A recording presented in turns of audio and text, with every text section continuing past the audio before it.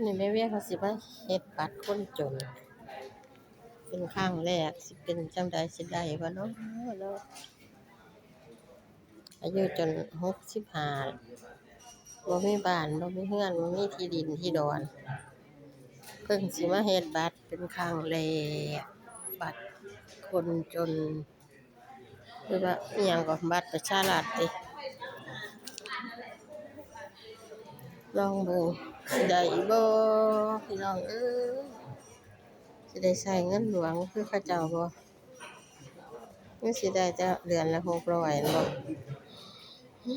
อืมคนก็หลายๆ